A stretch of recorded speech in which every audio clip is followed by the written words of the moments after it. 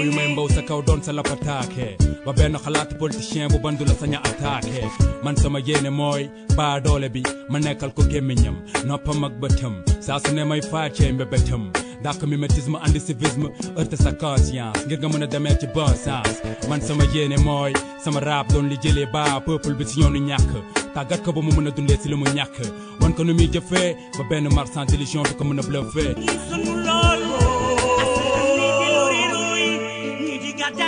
Mesdames, Mesdemoiselles, Messieurs, encore une fois, bonjour et merci de suivre votre émission Objection que reçoit ce dimanche Souleymane Astou Diagne.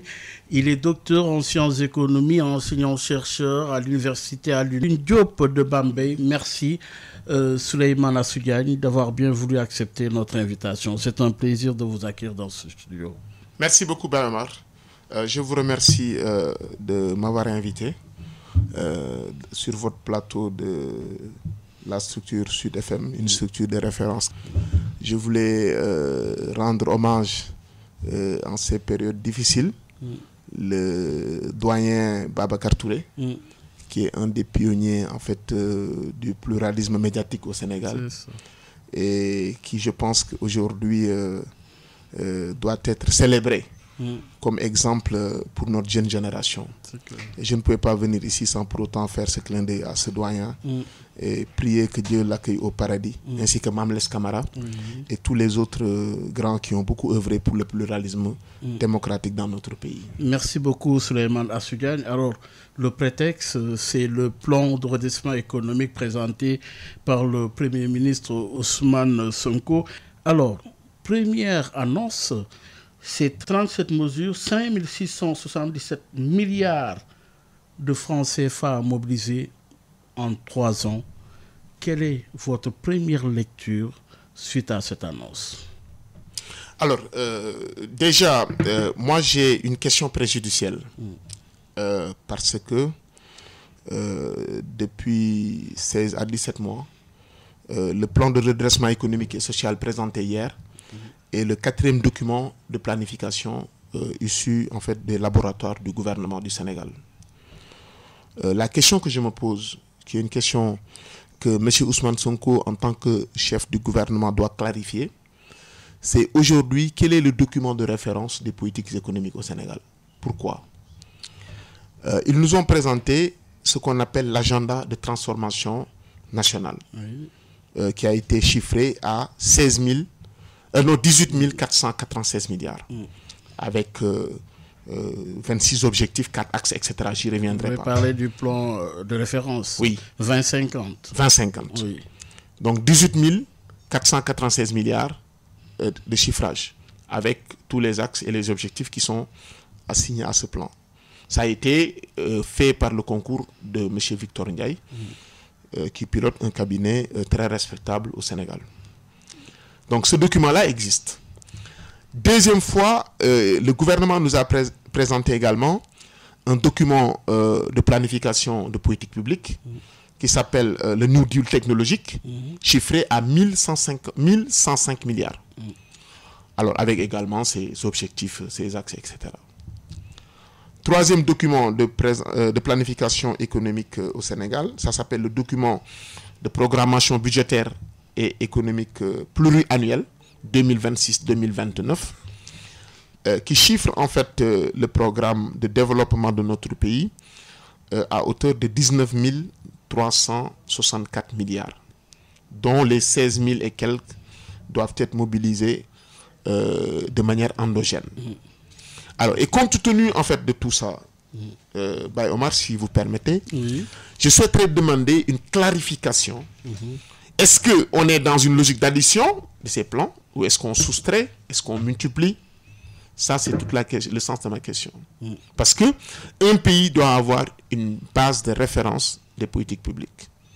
Et donc, nous dire après tout ça qu'on a un plan de redressement qui est estimé à 5 600 milliards, nous dire quelle est l'articulation, la cohérence qui existe entre ces différents plans, pour qu'on puisse avoir le fil conducteur. Et ça, c'est éminemment important pour notre pays. Donc, pour moi, c'était une question préjudicielle. Alors, s'agissant maintenant du plan qui a été présenté hier, ce plan a douché mon sentiment de voir les années à venir une économie sénégalaise résiliente et prospère. Pourquoi? Parce que pour moi, le plan souffre de plusieurs maux. Le premier que je peux évoquer est lié à une variable en économie qui est extrêmement importante, qui est celle de la confiance. Et aujourd'hui, il y a une fuite en avant qui fait que tous les opérateurs, en tout cas beaucoup d'opérateurs économiques, ne veulent pas venir investir au Sénégal. Alors, et vous avez vu la réaction des marchés également. À chaque fois qu'un plan est présenté, les marchés réagissent. D'accord? Depuis plus de 6 mois, nos obligations subissent des décotes régulièrement sur le marché international.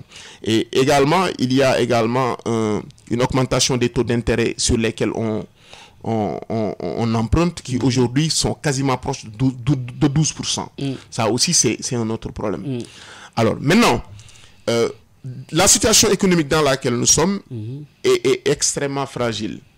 On a un essoufflement économique des ménages qui aujourd'hui sont dans une situation sociale assez terrible, d'accord, baisse du pouvoir d'achat drastique et une augmentation de certains prix de denrées de première nécessité, au premier rang desquels l'énergie, qui fait que les revenus des ménages ou bien la trésorerie des ménages est très tendue. Ça, c'est le premier point de constat. Le deuxième point de constat également, nous sommes dans une économie où les entreprises également sont en train de vivoter. Le monde de l'entreprise est en crise. Parce que la demande est très faible.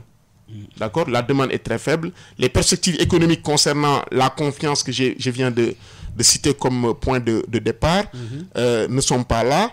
Ce qui fait que les entreprises aujourd'hui sont dans une situation extrêmement difficile.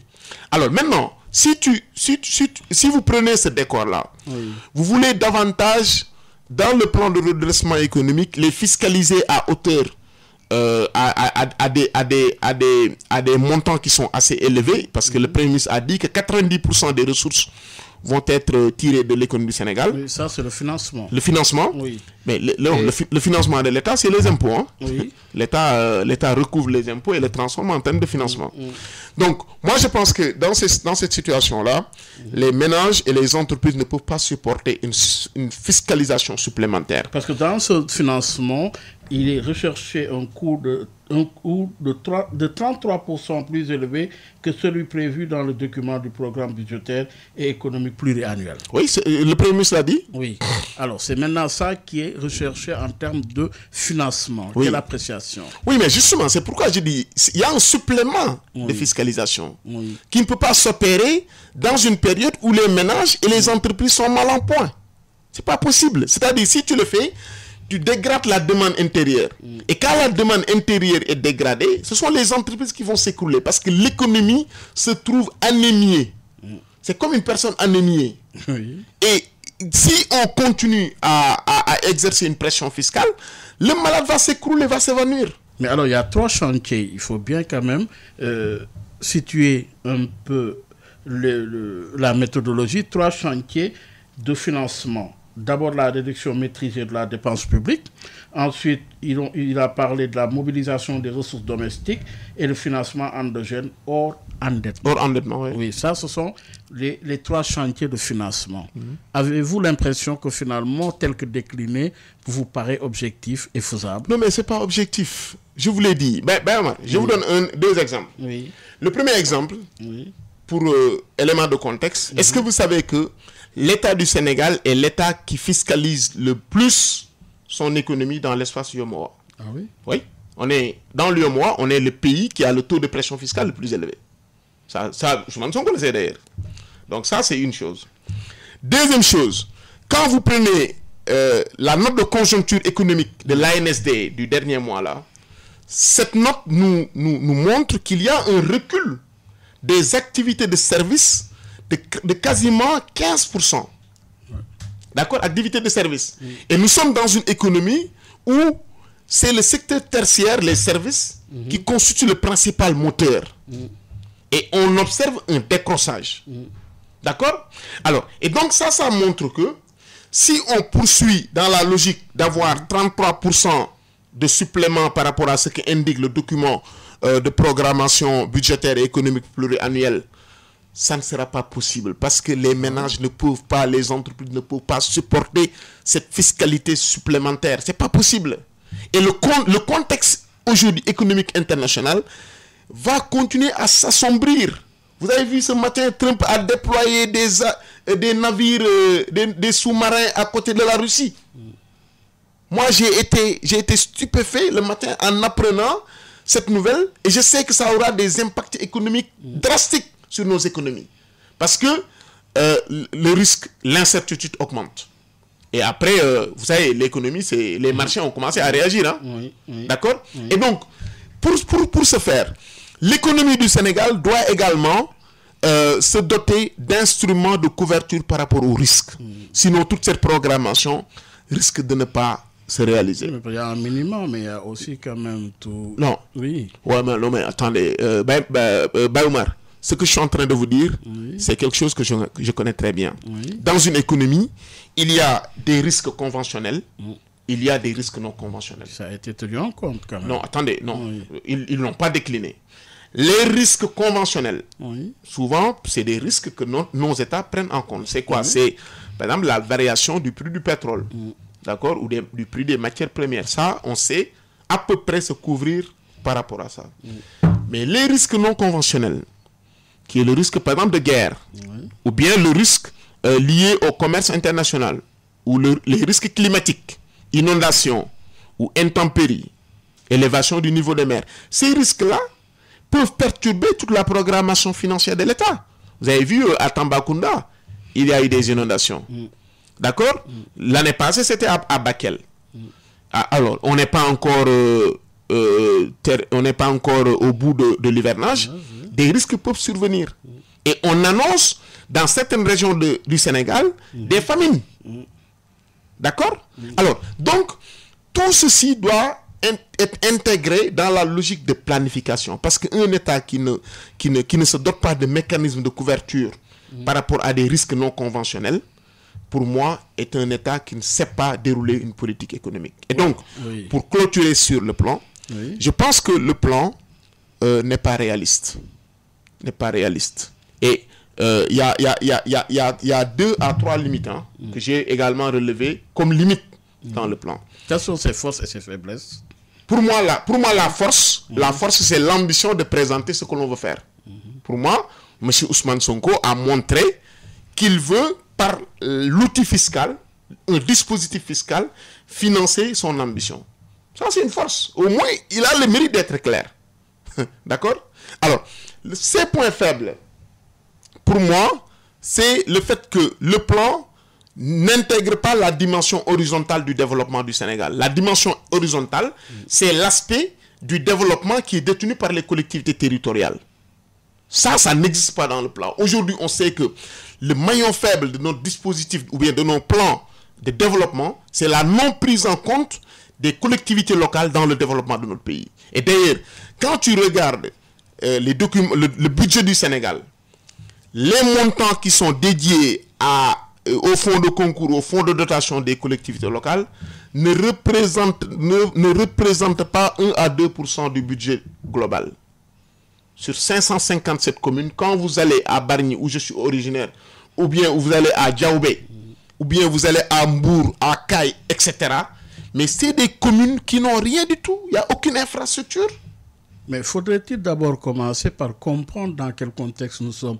Nous sommes d'abord dans un contexte de redressement. Oui, mais le redressement se fait à la base. Oui. Il faut commencer par l'école.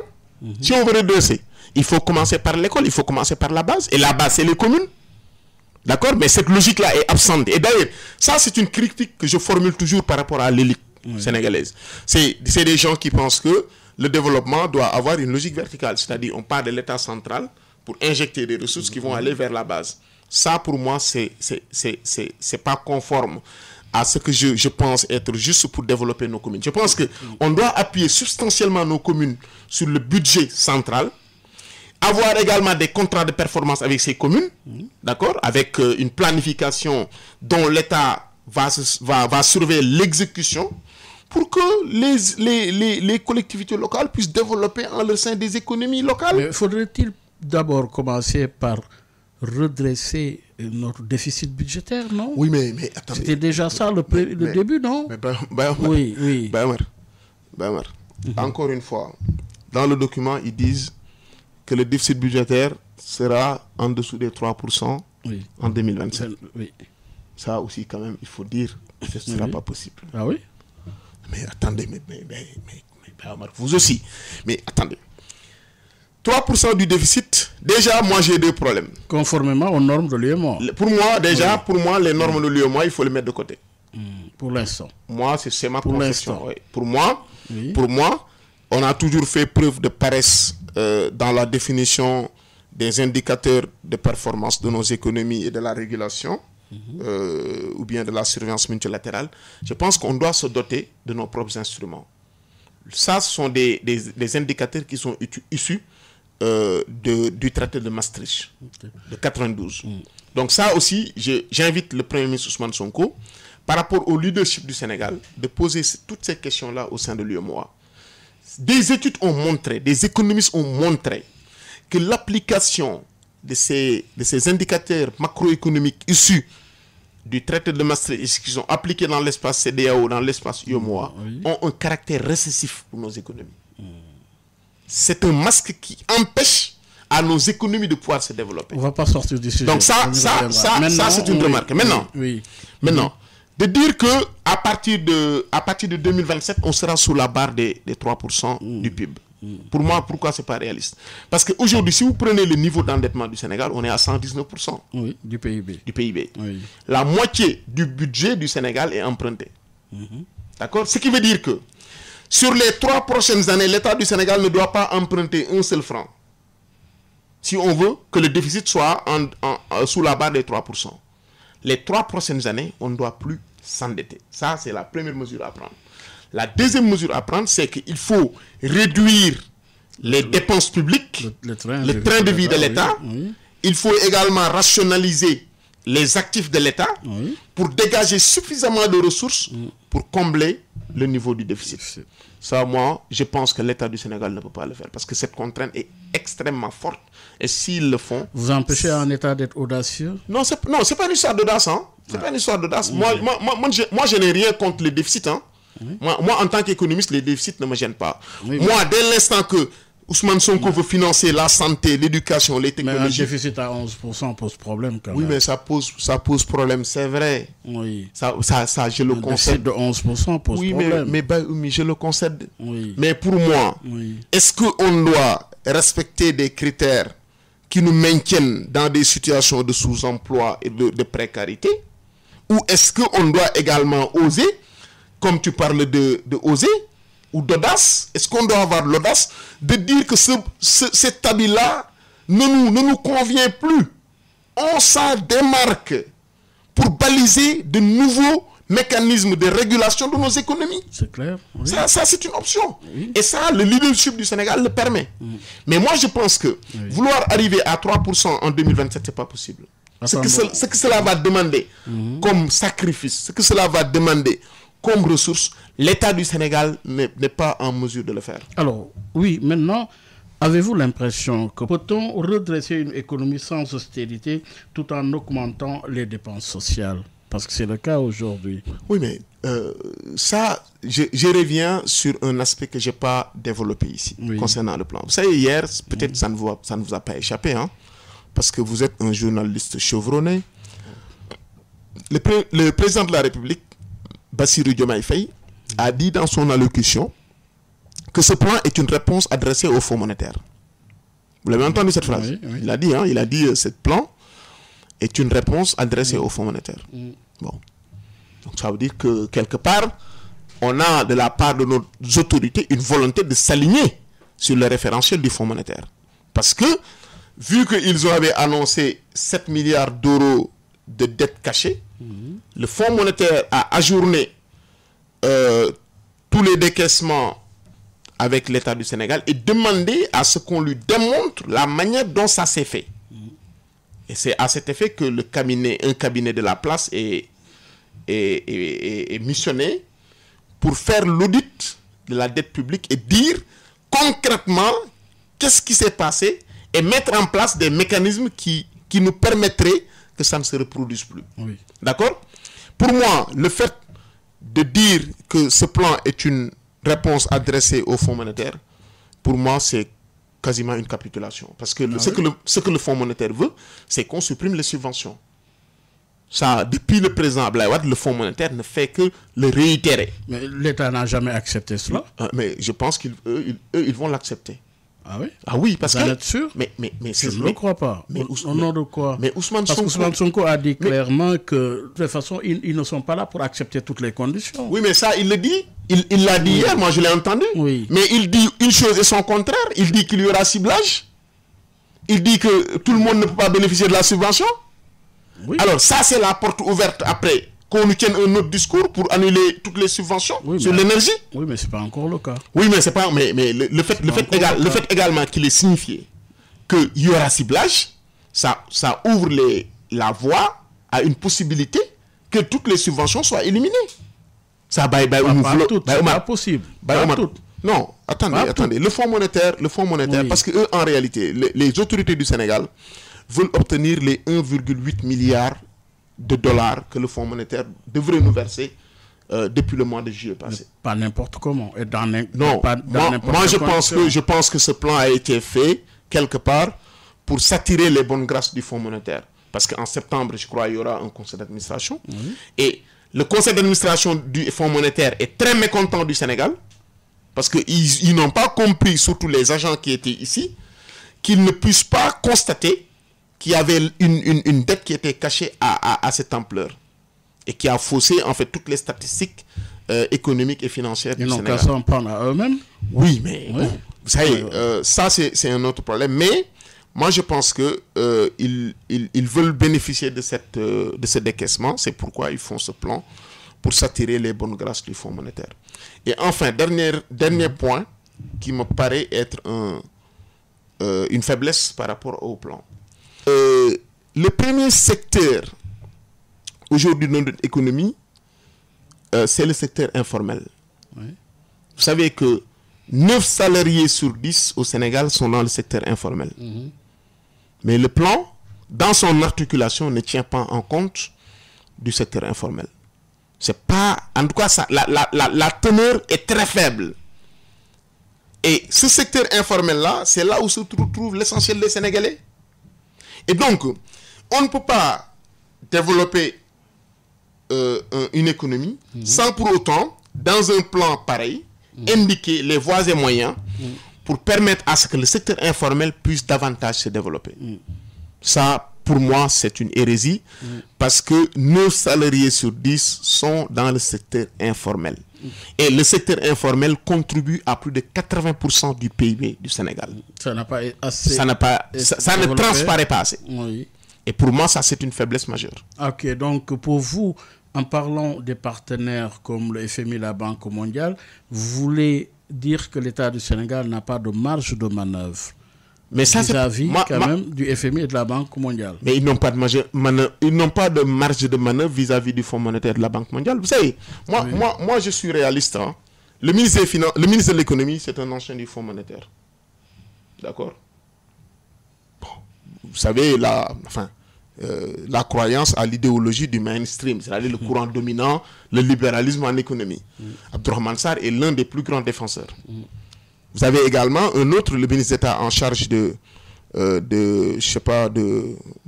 l'équivalent du PSE là, Agenda 2050, c'est ça, hein? Alamine Lo. Lui également, c'est l'un des plus grands conservateurs du mainstream, le courant dominant en économie. Alors, compte tenu de cela, moi je pense que les conseils qu'il prodigue souvent au gouvernement du Sénégal, c'est toujours d'essayer de rester dans les balises du Fonds monétaire et de la Banque mondiale et de ne pas s'en écarter. Et aujourd'hui, le BRICS nous offre une autre alternative. On va revenir sur les réformes. Mais aujourd'hui, avez-vous l'impression que, par exemple, financer un tel plan par les moyens locaux est possible, notamment au regard des déclinaisons effectuées par le Premier ministre Ousmane Sonko? Mais avant de récolter, avant de collecter, autant pour moi, avant de collecter l'impôt, il faut donner la possibilité de créer la valeur. Pour moi, ça, c'est un préalable. Il faut donner la possibilité, avec des moyens, aux entreprises, aux PME, aux PMI, de pouvoir créer de la valeur. Une fois que cette valeur est créée, on pourra collecter de l'impôt. Mais j'ai l'impression qu'on fait la charrue avant les bœufs. Aujourd'hui, le monde de l'entreprise est en crise. De nombreuses entreprises sont en train de faire faillite. Ils vont collecter ces impôts sur quelle entreprise? Ils vont collecter ces impôts-là sur quel ménage? Mais ce ne sera pas possible. Il faut, pour moi, alléger le dispositif fiscal pour permettre aux entreprises de respirer. D'accord? Il faut promouvoir par un volontarisme la création d'activités économiques. D'accord?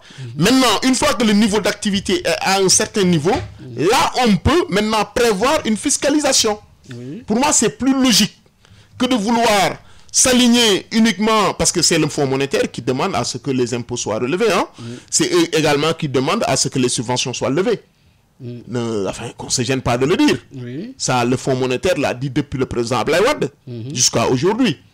D'accord? Et moi, je pense qu'aujourd'hui, le fait que le gouvernement du Sénégal, à travers ce plan, aligne sa vision sur plus d'impôts et moins de subventions, c'est pour moi une capitulation devant les pressions du Fonds monétaire.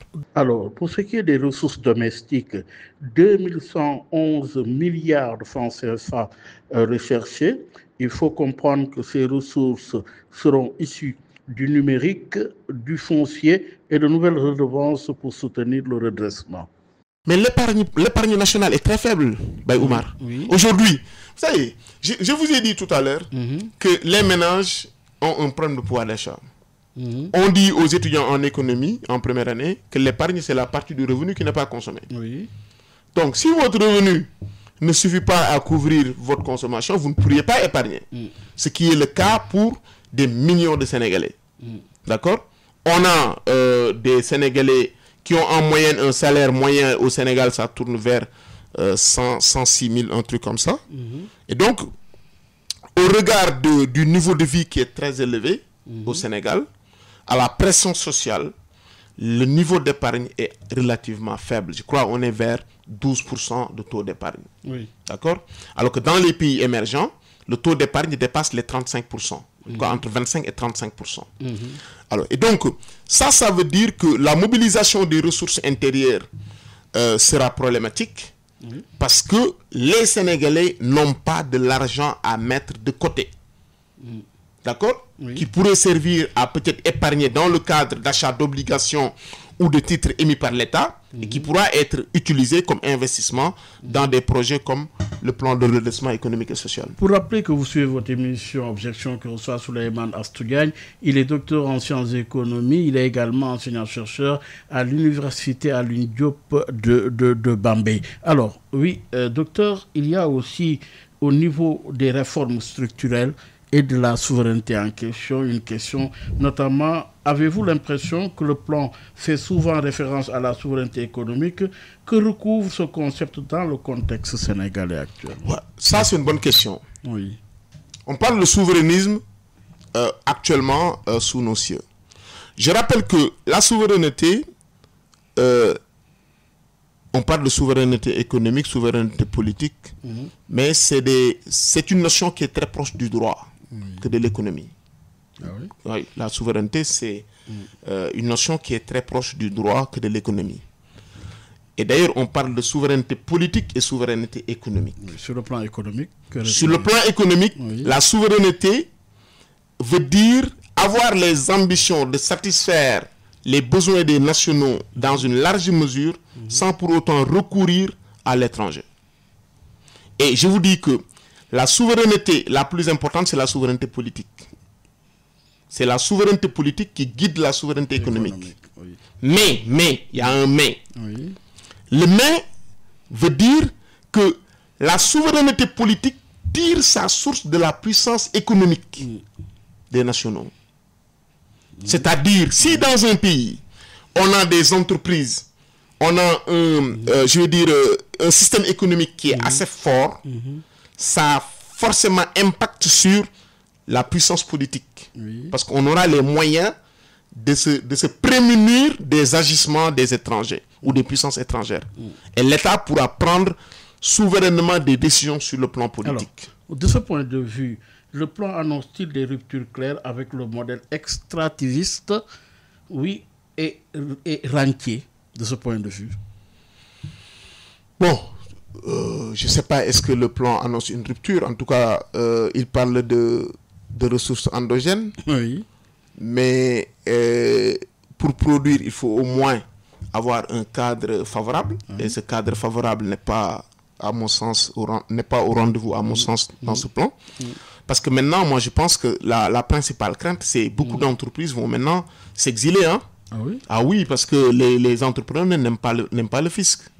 Parce que quand on les fiscalise davantage... Ils ont été rassurés par le PM. Oui, mais bon, la parole ne les rassure pas. Hein. Que ce soit en France, aux États-Unis, ailleurs. Oui. Quand on a une augmentation des impôts, cela entraîne une fuite des entrepreneurs vers d'autres pays où la fiscalité est plus tempérée. Ça, c'est un fait en économie. Hein. Ça n'a rien à voir au Sénégal. Alors, et donc, pour moi, la logique d'extraversion de notre économie peut être... comment je vais dire, ça peut être atténué à condition qu'on crée les conditions, par exemple, d'une industrialisation de masse à l'intérieur à travers les mesures qui sont annoncées.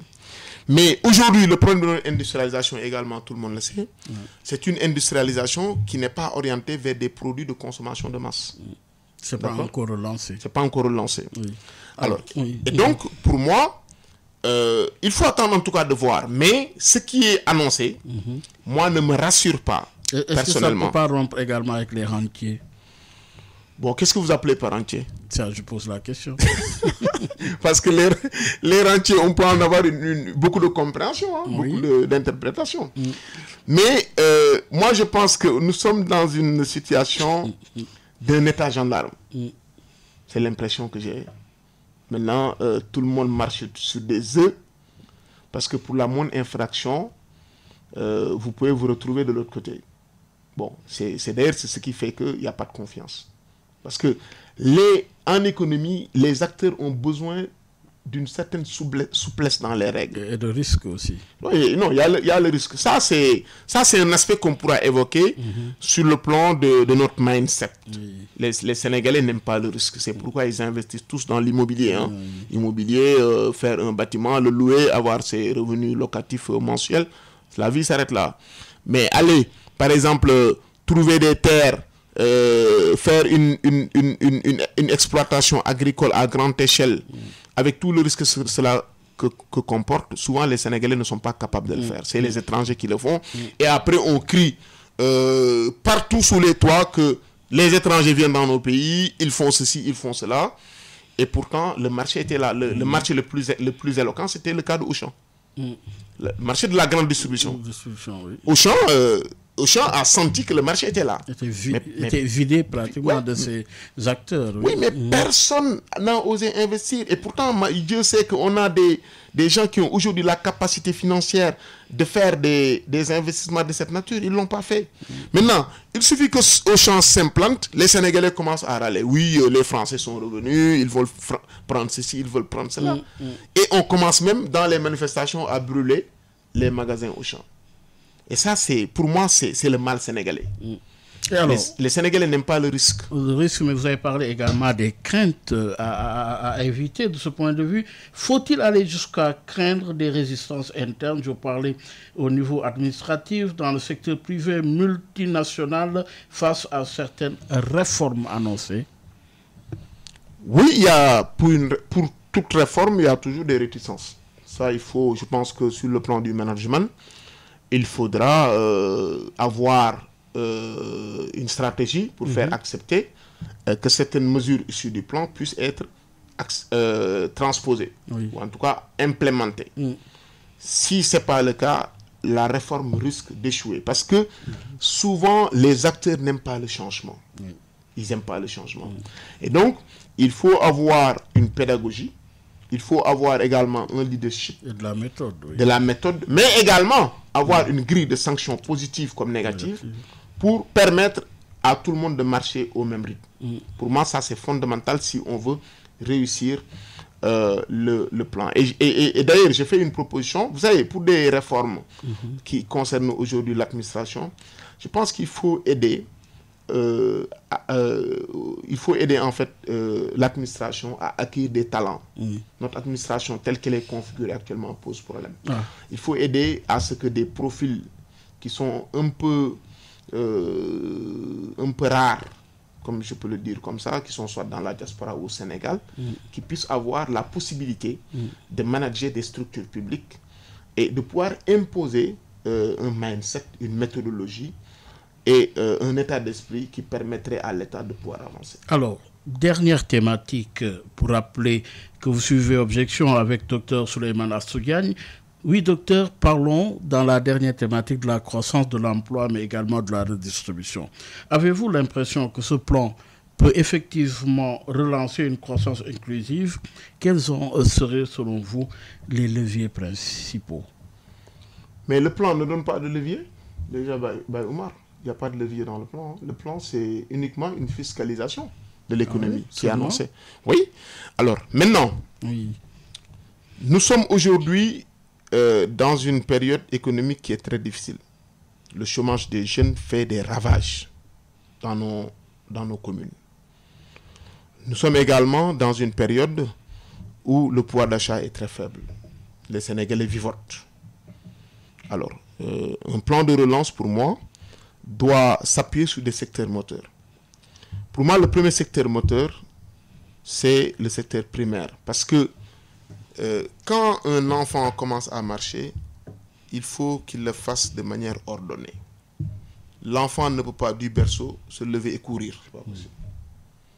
Et nous ne devons pas rater le développement de nos secteurs primaires, au premier rang desquels l'agriculture. Et ça permet de recouper avec la notion de souveraineté que vous avez évoquée tout à l'heure, que les Sénégalais puissent manger sénégalais, que le Sénégalais puisse vendre aux Sénégalais, que le Sénégalais également puisse acheter chez le Sénégalais. Pour moi, si on arrive à travers le secteur primaire, doper la politique agricole, pour moi, c'est un premier pan pour réussir le plan. Le deuxième plan, c'est le capital humain. Oui. Le capital humain qui d'ailleurs est l'élément le plus absent. Parce que vous n'êtes pas sans savoir qu'aujourd'hui, beaucoup de nos universités sont en crise. L'école sénégalaise est en crise. Le président de la République l'a rappelé lors de la cérémonie du concours général. Il a appelé également lors des assises de l'enseignement supérieur qu'il faut refonder l'université. Il dit également qu'il faut refonder l'école. Ce qui veut dire que le système éducatif, dans sa globalité, est en crise. Il n'est pas capable de générer un capital humain qui puisse être le soubassement d'une transformation économique et sociale. Ça pose problème. Et étant également aujourd'hui dans une économie du numérique, ça pose davantage de problèmes. Et c'est pourquoi moi je pense que si on veut réussir des plans, il faut insister sur le capital humain. Aujourd'hui, le Sénégal n'attire pas les grandes entreprises parce que ces dernières supposent que la main-d'œuvre qualifiée au Sénégal n'est pas très pointue. Ah oui, ça c'est vrai. C'est pourquoi on n'attire pas les grands, ils ne viennent pas ici. Ils vous disent souvent deux choses, c'est la faiblesse du capital humain et le prix élevé de l'énergie. Ce sont les deux. Après, il y a la corruption qui s'invite. Et donc, pour permettre à ce que les géants, que ce soit de l'agroalimentaire, de l'énergie ou du numérique, puissent s'installer dans notre pays, il faut qu'on règle la question du capital humain. Et ça va passer par l'école et les universités, plus la formation professionnelle et technique. Mais il y a aussi une autre donne. Une autre donne, c'est la réduction significative des inégalités régionales et sociales. Vous savez, je vais vous faire une confidence. Oui. Une confidence. Oui. Moi, je veux écrire un ouvrage, je vais le faire sur les inégalités. Pour moi, c'est la question la plus importante de notre économie. Elle est significative. Mais plus que significative. S'il y a aujourd'hui un mal dans notre économie, c'est le caractère vertigineux des inégalités sociales et territoriales. Dû à quoi? Mais c'est dû au modèle économique. Le modèle économique qui est aujourd'hui en vigueur dans notre pays sert une minorité. Extrême. Extrême minorité. C'est l'élite qui bénéficie des retombées de la croissance. Et le ruissellement qui devrait se faire de la hiérarchie des classes jusqu'au middle, ce qu'on appelle comment ça s'appelle, la classe moyenne. Oui, Gorbatchev l'avait bien théorisé à l'époque. Voilà, jusqu'au middle class en URSS. Voilà, jusqu'aux classes, les classes qui sont, les basses classes qui sont en bas de l'échelle. Ce ruissellement-là n'existe plus. Oui. D'accord? Les canaux sont bouchés. D'accord? Je rappelle que Joseph Stiglitz, brillant économiste américain, disait qu'aux États-Unis, 1% des Américains possédaient en 2024, 1% des Américains possédaient 40% de la richesse américaine. Et qu'il y avait 85 Américains, leur fortune faisait quasiment, il a dit, je pense 70% de la richesse des États-Unis. 85 personnes. D'accord? Il y a des millions de Sénégalais qui aujourd'hui ne peuvent pas se soigner, qui sont malades, mais qui n'osent pas franchir le pas d'une structure de santé. Excellent. Il y a des millions de Sénégalais aujourd'hui qui ne mangent pas correctement. Ils n'arrivent même pas à satisfaire un seul plat digne dans la journée. C'est la théorie des 1% qui détiennent toute l'économie. Oui. Alors, il y a également, moi je l'ai dit dans un médium il n'y a pas longtemps, pour toujours caractériser les inégalités sociales. Moi, quand je pars à l'université pour faire cours le matin, quand j'arrive à la sortie de l'autoroute à péage pour rallier l'université, ce tronçon-là, c'est quasiment 6 à 7 km. Mais Baye Omar, il faut voir tous les jours le matin. Moi, j'ai la chair de poule de voir des centaines de jeunes filles, de jeunes garçons qui ont moins de 10 ans. Emprunté. Moins de 10 ans, hein, qui marchent le long de la route pour faire 6 km pour aller à leur école. 6 km aller et 6 km retour. Sous le soleil, sous la pluie, le vent et tous les risques du trajet. Alors que ce pays regorge de ressources quand même. Alors, oui. D'accord? Alors, ce sont des questions, en tout cas moi qui me passionnent, la question des inégalités. Oui. Et je pense que si j'arrive à réaliser ce livre, je viendrai le présenter ici avec vous. C'est peut-être Dieu, mais aussi un autre enjeu, c'est l'enjeu social, mais aussi, vous l'avez dit, le capital humain. Alors, Souleymane Astou Diagne, ce plan met en avant l'éducation, la santé, la formation professionnelle. Les orientations proposées sont-elles suffisantes pour enclencher le rattrapage? Aujourd'hui, quand vous prenez nos universités sont en crise. Oui. Et j'aime le rappeler que dans nos universités, la recherche scientifique est le parent pauvre du financement public. Et ça, c'est un problème que nous devons régler. Vous allez dans les écoles, on nous dit qu'il y a 7200 abris provisoires dans nos écoles élémentaires. Oui. Il faut, je crois, 125 milliards pour résorber le gap.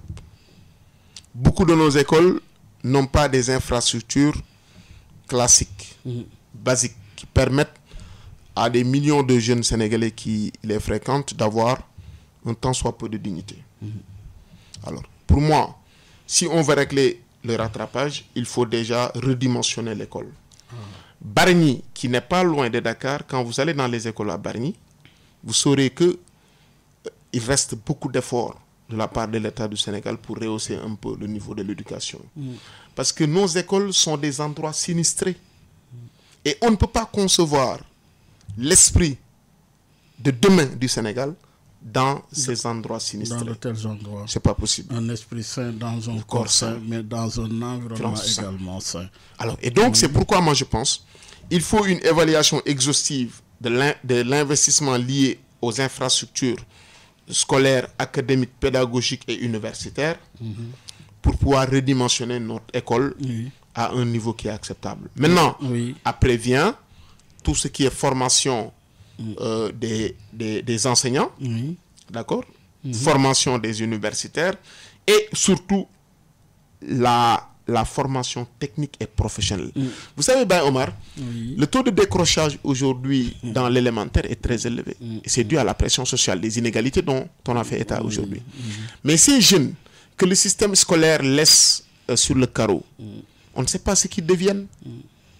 L'État doit avoir un mécanisme statistique permettant de savoir ce que ces jeunes-là deviennent ou où ils sont pour leur offrir un autre parcours qui leur permette au moins d'avoir un métier et une ambition de s'insérer dans le tissu économique. C'est ça le système du rattrapage. Oui, mais aujourd'hui, ce mécanisme-là n'existe pas. Oui. Alors, un autre problème, pour ne pas dire une autre problématique, c'est le rôle des jeunes et de la diaspora. On n'en parle pas souvent. Ce qui me paraît important, c'est que le rôle des jeunes et de la diaspora, comment transformer cela en politique concrète et mesurable?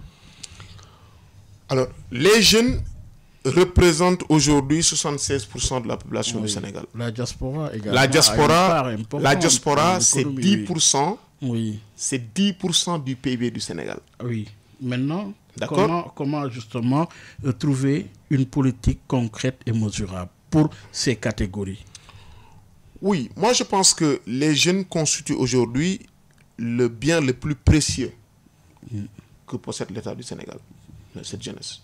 Il faut bien la former, il faut bien la nourrir pour qu'elle ait demain les compétences pour transformer le pays.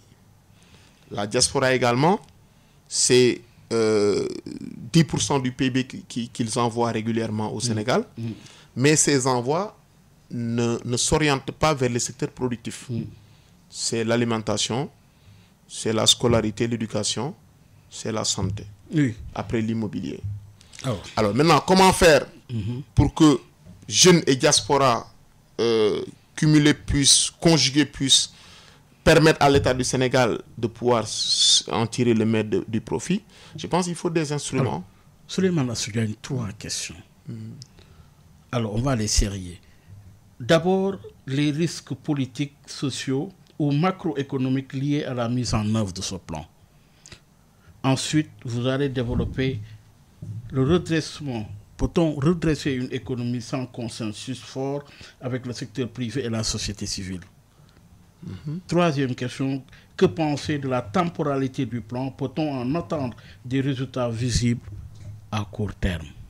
D'abord, pour la première question, quels sont les risques politiques, sociaux ou macroéconomiques liés à la mise en œuvre de ce plan? Oui, mais les risques politiques ou macroéconomiques qui sont liés à la réalisation du plan, mise en œuvre, oui. C'est en fait la paix sociale. Il faut pacifier l'espace politique. Il faut pacifier également l'espace social. Je pense que ça, c'est le fondement même. Parce que sans paix, il ne peut pas y avoir d'économie. Il faut également réduire l'incertitude qui pèse sur l'économie. C'est tout ce qui est état gendarme, discours policier, injonction de la justice ou judiciarisation de l'économie. Donc tous ces aspects-là, il faut les écarter si on veut que le plan ne puisse pas être anéanti par des risques macroéconomiques ou des risques politiques. Oui. Maintenant, concernant votre deuxième question, peut-on redresser une économie sans consensus fort avec le secteur privé et la société civile? C'est pas possible. Le secteur privé doit être le premier allié d'un plan. J'ai dit précédemment que dans mes questions préjudicielles, j'ai demandé qu'on clarifie la position du secteur privé dans le plan de redressement. Où se trouve le secteur privé dans tout ça? Et la dette intérieure aussi à régler. La dette, non, ça c'est vital. La dette intérieure, le règlement de la dette intérieure, c'est une mesure même de salubrité publique en économie. D'accord? Alors, et donc pour moi, sans consensus avec le secteur privé, avec la société civile, le plan n'a aucune chance de réussir. Parce que l'État n'est pas un acteur économique qui a une vocation de faire des profits. Aujourd'hui, c'est ce qui doivent construire l'économie du Sénégal, ce sont les entreprises, ce sont nos PME, PMI, c'est les startups, les entreprises du numérique qui doivent créer aujourd'hui de la valeur. Et l'État ne peut pas se substituer à ces gens-là. L'État offre uniquement le cadre.